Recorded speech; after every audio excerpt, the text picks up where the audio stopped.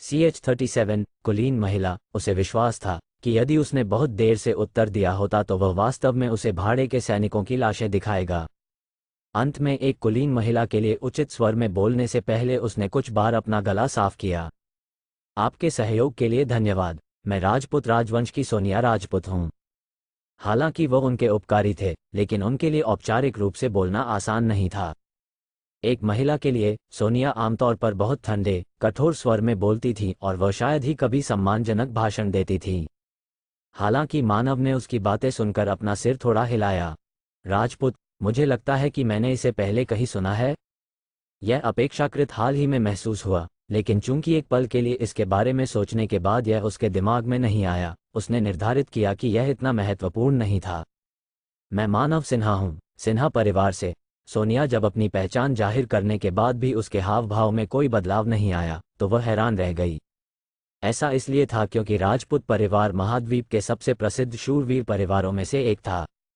भले ही वो साम्राज्य से था, उसे इसके बारे में सुनना चाहिए था।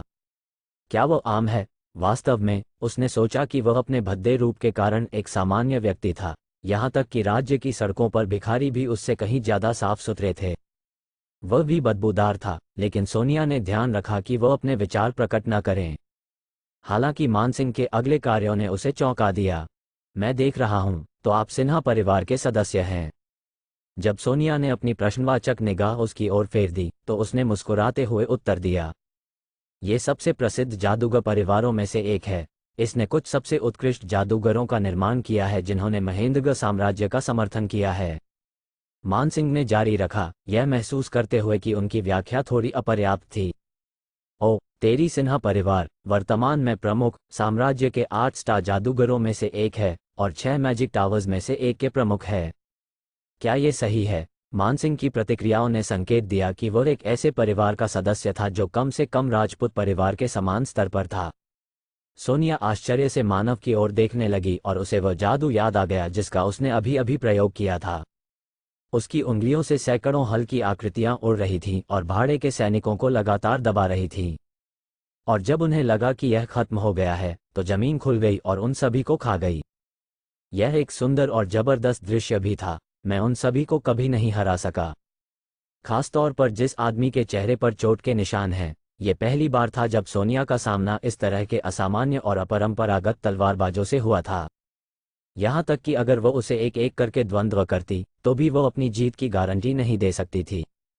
बिना एक खरोंच के ऐसे समूह से निपटने के लिए यह निश्चित रूप से प्रथम श्रेणी का जादूगर है। यह वह क्षण था जब सोनिया की जादूगर की धारणा बहुत बदल गई। कुछ देर बाद उसने सिर झुका लिया। लेकिन ऐसा व्यक्ति इतना भयानक क्यों दिखता है? मानव ने देखा कि भाड़े के सैनिकों को कहाँ दफनाया गया था और उसने अपना मुंह खोला।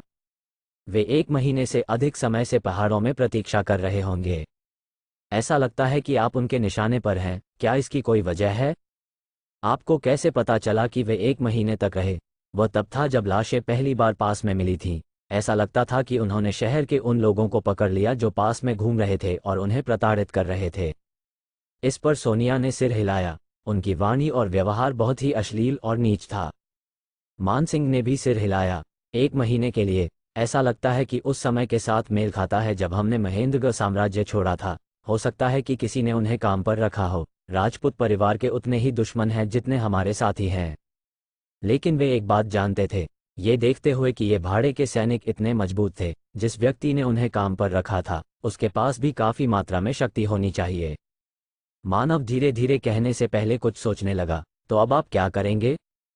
पहले हमें एक शहर जाना होगा। मैंने सुना है कि पास में गुवाहाटी नाम का एक शहर है। मानसिंह ने राहत की सांस ली। एकदम बढ़िया। रास्ते में यहाँ मुझे युद्ध के निशान मिले। बहुत सारी लाशें तुम्हारी पार्टी की लग रही थी। तुम उनके शरीर का क्या करोगे? हम इन सभी के शरीर को उनके परिवार के पास ले चले तो? हाँ, ये बहुत अच्छा होगा अगर हम उन्हें घर ले जा सके, लेकिन हम बर्दाश्त नहीं कर सकते, इसलिए हम कम से कम इतना तो कर सकते हैं कि उन्हें यहीं दफना दिया जाए। मैं मदद करूंगा। मानसिंह शिष्टाचार के रूप में मना करना चाहता था, लेकिन मानव की पेशकश लंबे सूखे के बाद एक स्वागत योग्य बारिश की तरह थी। वो मदद नहीं कर सका, लेकिन प्रसन्न चेहरे से पूछा, क्या आपको यकीन है? हाँ, धन्यवाद। इसलिए जब आप शवों को इकट्ठा करते हैं, तो क्या आप कृपया ये देखने के लिए जांच कर सकते हैं कि क्या कोई जीवित बचा है? मानव ने सिर हिलाया। मान सिंह ने सोचा और महसूस किया कि उसने बहुत अधिक मांगा था, लेकिन मानव ने फिर बात की। वहाँ एक ताना बाना है, मैं उन्हें वहाँ ले जाऊंगा ताकि आप उन्हें गुवाहाटी वापस भेज सकें। क्या तुम सच में कर सकते हो? यह एक अकल्पनीय प्रस्ताव था। सोनिया, मान सिंह और दोनों नौकरानियां मदद नहीं कर सकी, लेकिन उन्हें चौड़ी आंखों से देखने लगीं। मानव ने सिर हिलाया। मुझे वैसे भी शहर से रुकना है और मुझे अन्य शरीरों की भी देखभाल करने की आवश्यकता है। CH-38 सोनिया की पार्टी। शवों को शहर ले जाते समय मानव ने अपना अद्भुत जादू फिर से दिखाया। उसने शवों को टूटे पहियों के साथ एक गाड़ी पर सवार कर दिया और उन्हें स्थानांतरित करने के लिए इस्तेमाल किया। सोनिया और उसकी नौकरानियां केवल प्रशंसा की दृष्टि से देखती थीं, लेकिन केवल मानसिंह ही जानता था कि उसकी हरकतें वास्तव में कितनी हास्यास्पद थीं। वो 30 से अधिक नहीं होना चाहिए। वो कल्पना नहीं कर सकता था कि वैगन को कितना भारी चलना है। इसके अलावा गुवाहाटी केवल 10 मिनट की दूरी पर नहीं था, यहाँ तक कि उन्हें पैदल शहर तक पहुँचने में कुछ घंटे लग जाएंगे। फिर भी मानव ने किसी तरह का तनाव बिल्कुल नहीं दिखाया। वास्तव में वो अभी भी सोनिया और मानसिंह के साथ सामान्य बातचीत करने में सक्षम था। यह इस बात का प्रमाण था कि वह अपना अधिक ध्यान उस मंत्र पर नहीं लगा रहा था जिसका वो उपयोग कर रहा था। 20 सचमुच सही बात है। हाँ, मैंने सोचा था कि आप कम से कम 30 से अधिक होंगे। वो अशिष्ट है। मानव और सोनिया काफी करीब लग रहे थे। दोनों सालों से अलग लग रहे थे, लेकिन सच में दोनों एक ही उम्र के थे। मानसिंह ने उत्सुकता भरी निगाहों से उस नज़ारे को देखा। उसने उसे पूरी तरह से स्वीकार कर लिया है। आमतौर पर सोनिया के लिए एक आदमी से परिचित होना अविश्वसनीय रूप से कठिन था, खासकर जब वो कोई ऐसा व्यक्ति नहीं था जिससे वह संबंधित थी। महेंद्रगढ़ में भी सोनिया के जितने सच्चे दोस्त थे, उसकी गिनती एक तरफ की जा सकती थी। तो एक आदमी के साथ उसकी बातचीत की दृष्टि, और एक दूसरे देश से, मानसिंह के लिए एक बहुत ही अपरिचित दृश्य था, जिसने उसे छोटी उम्र से देखा था। कोई बात नहीं, इस सिन्हा परिवार के लड़के के पास जितनी प्रतिभा है, उसके लिए उससे शादी करना ठीक रहेगा। आखिरकार सिन्हा परिवार की तुलना राजपूत परिवार से की जा सकती थी। यदि राजावत परिवार के साथ समझौता ठीक नहीं होता, तो मानसिंह स्वयं घर के मुखिया को यह सुझाव देता। आखिरकार वे मानव के पसीने की एक बूंद खोए बिना शहर पहुंचे। इस समय तक मानसिंह उसकी ओर ऐसे देख रहा था मानो कोई राक्षस देख रहा हो। उनकी मन क्षमता अद्भुत है। तभी उन्होंने मानव की बेदाग उपस्थिति के बारे में सोचना शुरू किया। शायद इसका प्रशिक्षण से कुछ लेना देना था। आखिरकार स्पेनियन पर्वत में मन की सघनता अत्यंत सघन होने के लिए जानी जाती थी। फिर भी शायद बहुत कम लोग थे जो उस स्थान पर प्रशिक्षण लेने के इच्छुक होंगे जिसे नर्क पर्वत नाम दिया गया था। गुवाहाटी पहुंचने के तुरंत बाद मानसिंह ने तुरंत शवों को महेंद्रगढ़ साम्राज्य में वापस भेज दिया। उसने उन्हें एस्कॉर्ट करने के लिए एक भाड़े के समूह को काम पर रखा और शेष 2 नौकरानियों में से एक को उनका मार्गदर्शन करने के लिए भेजा। इस बीच ऐसा लग रहा था कि मानव अन्य निकायों को सिटी गार्ड के पास छोड़ गया है। ये शव उस शहर के निवासियों के हैं जिनकी हत्या कर दी गई थी। जब ये सब खत्म हो गया तो मानसिंह अपनी अचंभे से बाहर आ गया। हालांकि सोनिया का दर्जा ऊंचा था, लेकिन उनके पास अनुभव की मात्रा कम थी, इसलिए पहले उनका आभार व्यक्त करना उनके ऊपर था। आपका बहुत बहुत धन्यवाद। मैं नहीं जानता कि मैं आपकी कृतज्ञता कैसे चुकाऊं। ये कुछ भी नहीं था। मानव बहुत मिलनसार नहीं लग रहे थे। उसके पास कहने के लिए बहुत कुछ नहीं था और वह बहुत ठंडा लग रहा था। फिर मैं विदा लूंगा। मुझे उम्मीद है कि आपकी बाकी यात्रा बेहतर होगी। कृपया प्रतीक्षा करें। मानसिंह ने झट से मानव को रोकने की कोशिश की। मानव ने केवल मानसिंह की ओर देखने के लिए अपना सिर घुमाया। कृपया मुझे आपको एक इनाम देने दो। मैंने इनाम की उम्मीद में ऐसा नहीं किया। मुझे पता है, लेकिन कृपया, अगर मैं तुम्हें ऐसे ही जाने देता हूं, तो राजपूत परिवार को बेइज्जत समझा जाएगा। मानसिंह काफी हताश था। जब तक मानव एक कुलीन परिवार का बच्चा था, तब तक उसे ये शिष्टाचार दिखाना चाहिए, अन्यथा वे उसके कर्ज में डूब जाएंगे। नहीं, राजनीतिक निहितार्थ एक तरफ, मानसिंह वास्तव में मानव को वह सब चुकाना चाहता था जो उसने उनके लिए किया था। प्लीज मानव, मुझे आपका एहसान चुकाने दो। सोनिया ने भी सिर झुका लिया। उसके लिए झुकना बहुत दुर्लभ था। मानव एक पल के लिए शब्दों में खो गया था, इससे पहले कि वह एक आह भरता। मैं केवल रात का खाना स्वीकार करूंगा, धन्यवाद। वे भाग्यशाली थे। अगर उन्होंने जिद्दी होने का फैसला किया होता तो वह बिना किसी हिचकिचाहट के चले जाते। मानसिंह का चेहरा खुशी से चमक रहा था और मानव एक पल के बाद बोला, मैं एक अच्छी जगह जानता हूँ, चलो वहाँ चलते हैं। ठीक है। वे जिस स्थान पर पहुंचे वो एक बार था। पहले तो मानसिंह काफी शर्मिंदा हुआ, लेकिन उसने जल्दी ही अपनी अभिव्यक्ति को समझ लिया। वो समझ नहीं पा रहा था कि मानव उन्हें इस जगह पर क्यों लाया था। ये बड़प्पन के लिए जगह नहीं है, यह एक ऐसी जगह थी जहां भाड़े के लोग जिनके मुंह और व्यवहार अश्लील थे वे आते थे। लेकिन मानव ने बिना किसी हिचकिचाहट के दरवाजा खोल दिया। देखते ही देखते तंबाकू और बियर की गंध आने लगी। काउंटर के पीछे गंजा विशाल, जो मालिक था, मानव को तुरंत पहचानने लगा। उसने मानव को काफी देर तक देखा, इससे पहले कि वह जोर से सुखद हंसी में फूट पड़े, जैसे कि वो खुशी से भर गया हो। मालिक के साथ एक छोटी बातचीत के बाद मानव समूह में वापस आ गया। जब तक हम नहा धोकर वापस आएंगे वे खाना बनाएंगे। ओह समझा। ऐसा लग रहा था कि अब उनके पास मौका है, वो तुरंत खुद को साफ करना चाहते हैं। अपने चेहरे पर इसे न दिखाने के बावजूद सोनिया और मानसिंह मानव के सफाई के फैसले से काफी सहमत थे। जैसे ही उन्होंने दरवाजा खोला, बार के सभी लोगों के चेहरे खट्टे हो गए थे।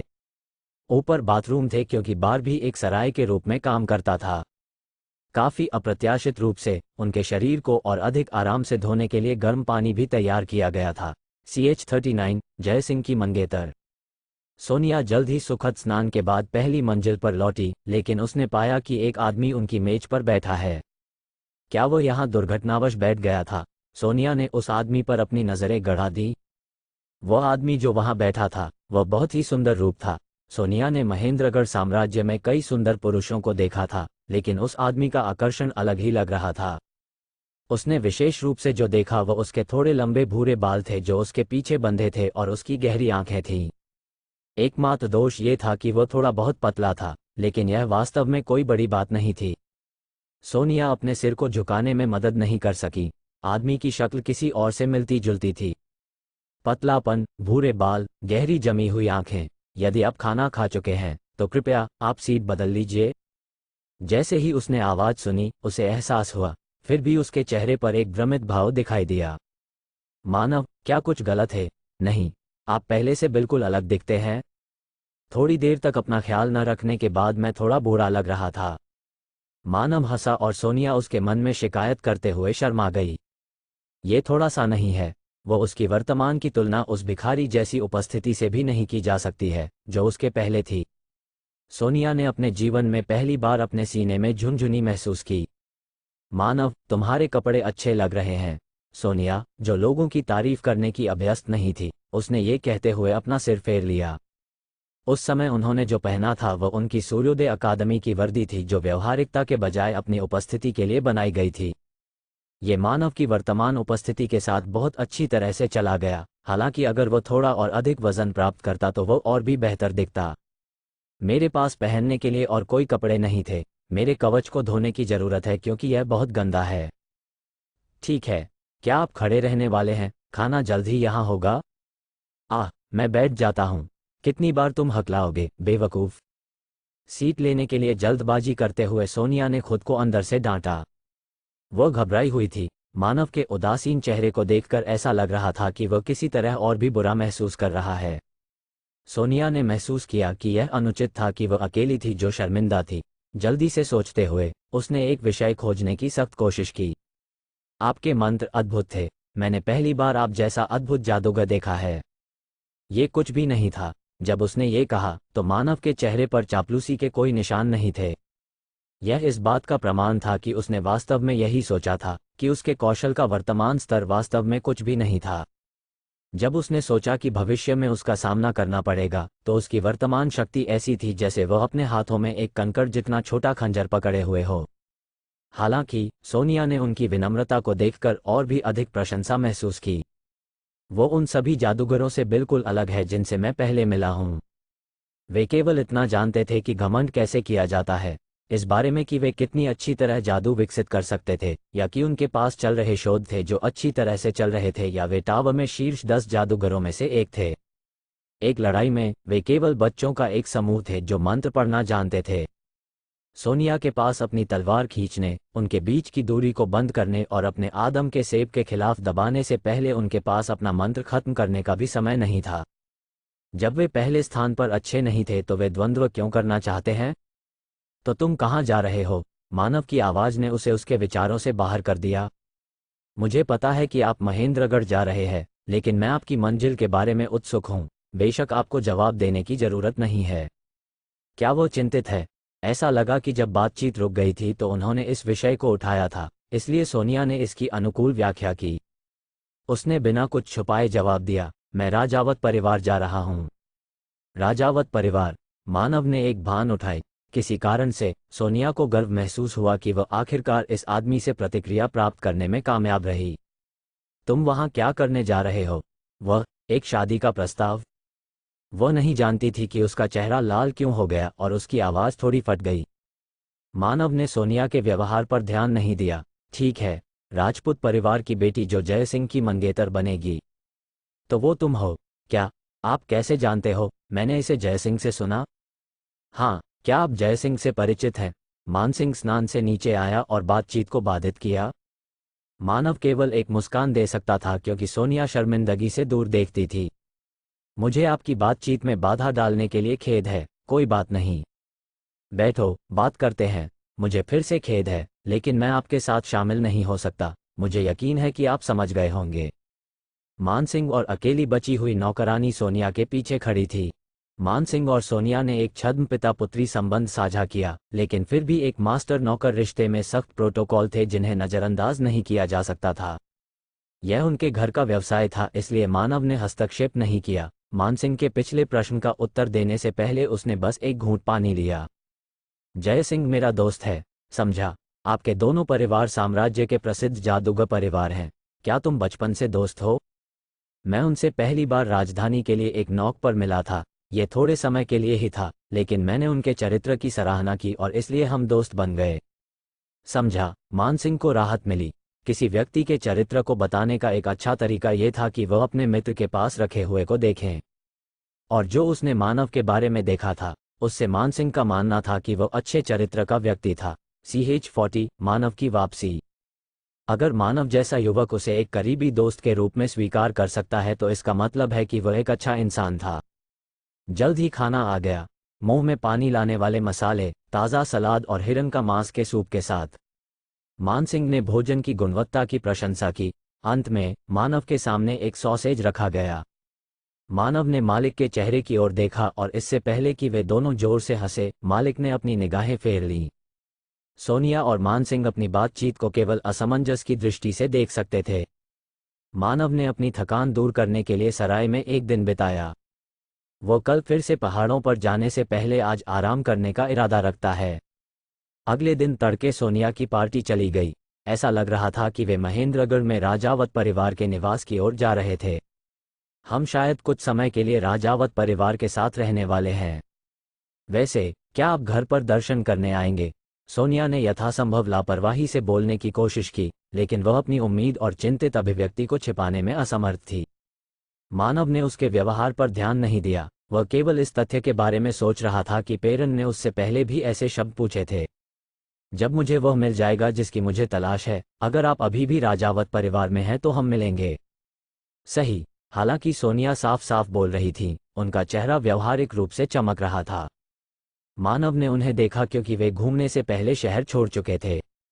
अंत में कालकोठरी में जाने का समय आ गया था। मेरे पास लगभग 3 सप्ताह शेष हैं। वो अकादमी में वापस जाने के लिए अंतिम सप्ताह का उपयोग करेगा। बेशक, ऐसा इसलिए नहीं था क्योंकि वह अकादमी में सीखने को तैयार था। वो सुमित्रा चौहान की पहचान के बारे में उत्सुक था, लेकिन ऐसा नहीं था कि वह उसकी पहचान को उजागर करना चाहता था। मानव को आदत थी कि जब उसे किसी कार्य पर काम करना होता है तो वह अपने लिए समय सीमा निर्धारित करता है। स्पेनियन पर्वत श्रृंखला में 100 से अधिक पहाड़ थे और स्वाभाविक रूप से उन सभी को जल्दी से खोजना लगभग असंभव होगा। सौभाग्य से मानव के पास कुछ सुराग थे कि वह किस पर्वत पर अपनी कालकोठरी खोजेगा। वो जगह शांत होनी चाहिए। मानव ने दूर से एक अत्यंत ऊंचे पहाड़ की ओर देखा। ये पर्वत, जो अन्य पर्वतों से दुगना बड़ा था, सीधे बादलों को भेदता था। नंदा पर्वत, हालांकि इसका एक और नाम भी था, ड्रेक माउंटेन। एक ड्रेक की गर्जना ने पर्वत श्रृंखला के वातावरण को भेद दिया। मानव ने अपनी आंखें सिकोड़ ली और उसकी ओर देखा। ड्रेक सबसे अच्छे शिकारी राक्षसों में से एक थे और जो स्पेनियन पर्वत में रहते थे वे विशेष रूप से शक्तिशाली थे। केवल उनके दांत ही बड़े बड़े शिलाखंडों को आसानी से नष्ट करने के लिए पर्याप्त थे। सबसे बुरी बात यह थी कि ये जीव समूह में रहते थे। यही वजह थी कि मानव ने 6 स्टार हासिल करने के बाद ही आगे बढ़ने का फैसला किया। अब मुझे लगभग 20 ड्रेक को संभालने में सक्षम होना चाहिए। हालांकि ऐसा कोई नहीं था जो ये बता सके कि स्पेनियन पर्वत में कितने ड्रेक पाए जा सकते हैं। एक मौका ये भी था कि एक म्यूटेंट भी सामने आ सकता है जिसके बारे में बार मालिक ने उसे बताया था। मानव शांति से पहाड़ पर चढ़ने लगा। ड्रेक माउंटेन बहुत लंबा था, लेकिन खतरा कल्पना से परे था। यहाँ तक कि अगर लापरवाही की गई तो एक 6 स्टार जादूगर भी आसानी से अपनी जान गंवा सकता है। लगभग 1 घंटे तक चढ़ने के बाद मानव को आखिरकार अपने पहले राक्षस का सामना करना पड़ा। यह एक ड्रेक नहीं था, बल्कि एक राक्षस था। लेकिन सामान्य ओग्रेस दानव के विपरीत इसकी लाल त्वचा और 3 आंखें थीं। उसके हाथ में एक क्लब के लिए एक बड़ा पेड़ था और पास में मांस और खून का ढेर था। पहाड़ को ड्रेक माउंटेन कहा जाता था, लेकिन इसका मतलब यह नहीं था कि अन्य राक्षस यहाँ नहीं पाए जा सकते थे। उनके क्षेत्र में प्रवेश करने के लिए पहाड़ के मध्य तक पहुंचना पड़ता था। उसके नीचे वह क्षेत्र था जहां सभी प्रकार के राक्षस रहते थे। इसमें गहरी इंद्रियां वे हैं। ओग्रेस दानव का निरीक्षण करते ही मानव ने अपनी आंखें सिकोड़ लीं। वो आग प्रतिरोधी त्वचा होनी चाहिए। इसलिए क्या यह ड्रेक के खिलाफ जीवित रहने के लिए विकसित हुआ? वो जो जानता था उसके अनुसार वह आग के खिलाफ मजबूत था, तो इस बात की बहुत अधिक संभावना थी कि वह बर्फ के मुकाबले भी अपेक्षाकृत कमजोर था। मानव ने जल्दी से मंत्र जाप किया, आइस स्पीयर। उसके सामने बर्फ के 3 भाले दिखाई दिए। जब निर्मल बाबा ने कॉर्टेज पर हमला किया था तो उनके द्वारा बनाए गए भाले मानव द्वारा बनाए गए भाले की तुलना में बहुत बड़े थे। हालांकि मन की एकाग्रता में अंतर कुछ ऐसा नहीं था जिसकी तुलना की जा सके। मानव ने अपनी जीभ भींची। ओग्रेस दानव की त्वचा और हड्डियां उसकी अपेक्षा से कहीं अधिक मजबूत थीं। उसके सिर पर लगे भाले को सिर्फ उसकी खोपड़ी से बंद कर दिया गया था और उसकी छाती पर निशाना लगाने वाले भाले को उसकी पसलियों को अवरुद्ध कर दिया गया था। मेरा आइस स्पीयर्स को ब्लॉक करने का मतलब है कि इसकी हड्डियां स्टील की तरह सख्त हैं। इस प्रकार के राक्षसों के लिए उन्हें आग से जलाना सबसे प्रभावी था, लेकिन यह आग प्रतिरोधी था। मानव ने महसूस किया कि उसके सामने ओग्रेस दानव भाड़े के सैनिकों की तुलना में अधिक कष्टप्रद होगा जिसका उसने दूसरे दिन सामना किया था। ड्रेक माउंटेन स्पेनियन पर्वत के केंद्र में स्थित है। इसका मतलब ये था कि जो राक्षस यहाँ मिलेगा वो उन लोगों की तुलना में बहुत मजबूत था जो केवल बाहरी इलाके में रह सकते थे। अगर मैं भूकंप का इस्तेमाल करता तो मैं इसे मार सकता था, लेकिन ये बहुत तेज है। यदि वह बहुत अधिक उपद्रव करता तो अन्य राक्षस निश्चित रूप से ध्वनि की ओर झुंड में आते। पवन जादू के लिए भी यही सच था, जबकि यह मददगार हो सकता है। इसका नुकसान ये था कि इसकी एक बहुत बड़ी सीमा थी। मैं और कुछ नहीं कर सकता। उसके पास थोड़ा मूर्खतापूर्ण तरीका चुनने के अलावा कोई चारा नहीं था। Ice spear. उसके सामने 10 बर्फ के भाले जम गए और एक हड्डी जमने वाली ठंड महसूस की जा सकती थी।